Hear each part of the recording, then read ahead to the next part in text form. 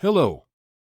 The 300th day of the heroic resistance of the Ukrainian people to a Russian military large-scale invasion continues. Russian occupiers continue to conduct full-scale armed aggression against our state. They do not stop striking critical infrastructure and civilian homes on the territory of Ukraine, violating the norms of international humanitarian law, the laws and customs of warfare. The volume of transfers of mobilized personnel, weapons and military equipment, fuel and lubricants and ammunition from the far eastern regions of the Russian Federation is increasing. The enemy is concentrating its efforts on conducting offensive actions in the Bakhmut and Andriyivka directions. It is trying to improve the tactical position in the Kupiansk and Lyman areas. In other directions, the enemy defends previously occupied lines, concentrates efforts on restraining the actions of units of the defense forces of Ukraine, and at the same time continues to shell the positions of our troops and civilian objects along the contact line. During the day, the enemy carried out 10 air and 4 missile strikes on civilian objects in Andriyivka, Vovchansk, Soledar, and also carried out about 20 MLRS attacks on the civilian infrastructure of the city of Kherson.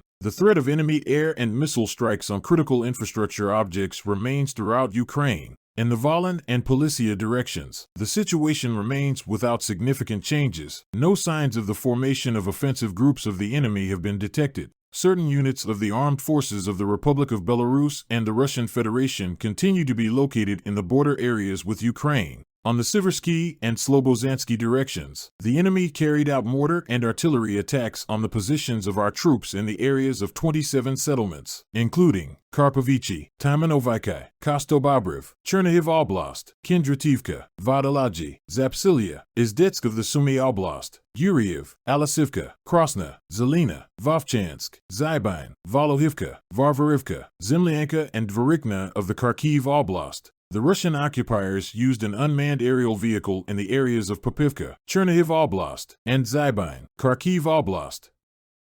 In the Kupiansk and Lyman directions, the enemy shelled 15 settlements with tanks and the entire spectrum of artillery, in particular, Kryanikivka, Kislivka, Kotlyarivka, Krokmalm, Berestov of the Kharkiv Oblast, Makiivka, Ploshchenka, Nevsk, Chervonopopivka, and Dybrova of Luhansk Oblast. The Russian occupiers struck the operational, tactical and army aviation forces in the areas of Novoselivsk and Ploshenka settlements. In the Bakhmut and Avdiivka directions, the enemy continues to conduct offensive actions, fired from tanks and all types of artillery at the positions of our troops in the areas of 24 settlements. Among them, Andriyivka, Bilohorivka, Luhansk Oblast, Spern, Soledar, Bakhmut, Stupaki, Vadiane, Nevelsk, Maryanka, and Novomykhailivka of the Donetsk Oblast. The enemy attacked with operational, tactical and army aviation in Andriyivka, Bilohorivka, Spern, Pivnikin, New York, Kamyanka, Avdiivka, Nevelsk districts. In the direction of Novopavlivsk, the enemy fired tanks, mortars, barrel and jet artillery at the positions of our troops near the settlements of Volodar, Prikostivka, Zolotaniva and Vilya Novosilka of the Donetsk Oblast. In the Zaporizhia and Kherson directions, the enemy continues to shell our positions and the civilian infrastructure of the settlements along the right bank of the Dnipro River, fired tanks and the entire spectrum of artillery at 35 settlements. In particular, it is Vermivka of the Donetsk Oblast, Zeleny High, Doroznyanka, Zeliznikin, Verbov, Bilohiria of the Zaporizhia region, Berislav, Tokarivka, Antonivka, Berhov, Kherson Oblast. It carried out airstrikes in the areas of Vermivka, Mali Sherbeki, Novoandrivka, and Alvivsk.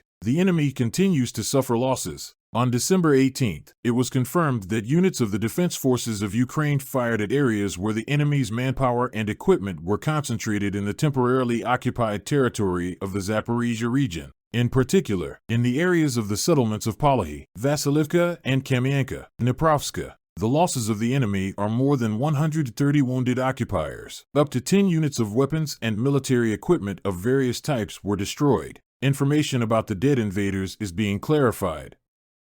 The enemy continues to use the network of civilian healthcare facilities in the temporarily occupied territory to treat wounded Russian occupiers and mercenaries of private military campaigns. So, according to the available information, in Luhansk, the city's multidisciplinary hospital is equipped as a military hospital of the Russian occupying forces, which is already overloaded with wounded occupiers. During the day, the aviation of the Defense Forces of Ukraine carried out 10 strikes on the areas of concentration of personnel, weapons and military equipment, and 12 strikes on the positions of the enemy's anti-aircraft missile systems. Units of missile troops and artillery of the Defense Forces of Ukraine during the current day hit an ammunition warehouse, 3 control points, and 8 areas of concentration of enemy manpower. I support the armed forces.